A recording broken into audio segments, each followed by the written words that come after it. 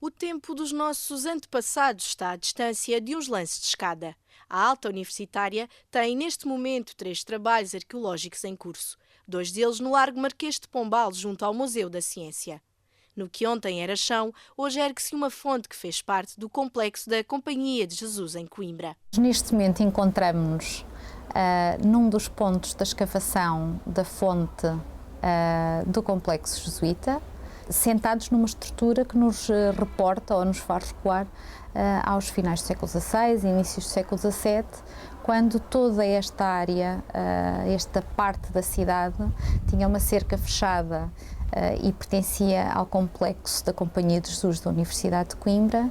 A fonte foi condenada ao esquecimento por ordem do Marquês de Pombal, que a mandou tapar por completo e retirar elementos que pudessem ser utilizados noutras construções. Todos os elementos que de alguma forma nos podiam ou nos poderiam fazer a leitura direta com a Companhia de Jesus, sejam eles elementos pétreos que pudessem ter o monograma dos jesuítas ou elementos religiosos, portanto cantaria ornamentada ou painéis azulejados que naturalmente revestiriam algumas destas paredes que nós estamos a identificar, foram arrancados e não estão neste momento no seu local original.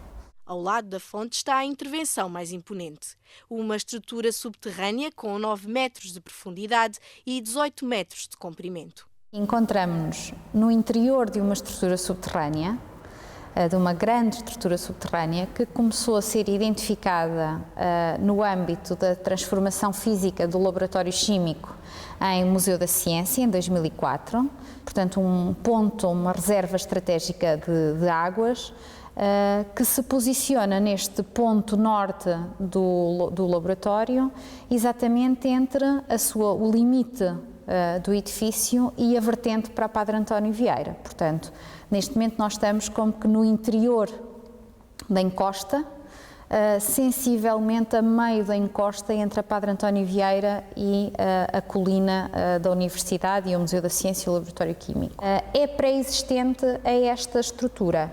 A parede que nós vemos deste lado, basta olhar para a sua característica construtiva, vemos que ela é claramente diferente, que nos poderá indiciar um alinhamento do perímetro defensivo da cidade na Idade Média, na Alta Idade Média. À estrutura acresce uma enorme quantidade de artefactos, testemunhos da vida cotidiana de outros tempos. Esta estrutura foi condenada a quando da construção do laboratório químico, portanto a mando do Marquês, na lógica da reestruturação de saberes e dos espaços da reforma pombalina, e nos sedimentos que colmatam, que condenam esta estrutura, que preenchem esta zona vazada, foi possível recuperar um conjunto significativo de pequenos fragmentos que nos levam para a vida cotidiana daquilo que era as construções que existiam neste espaço em momento anterior ao século XVIII.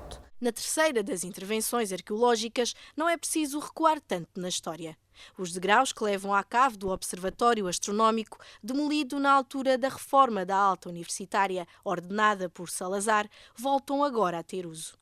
Chegamos agora à intervenção que decorre há menos tempo e também àquela que nos mostra, que nos revela vestígios de um edifício mais recente.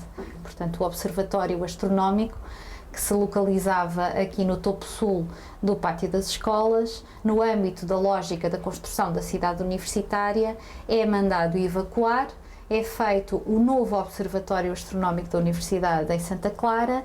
Este é demolido para devolver a visão sobre o rio ao pátio das escolas e, mais uma vez, parte da memória se perde.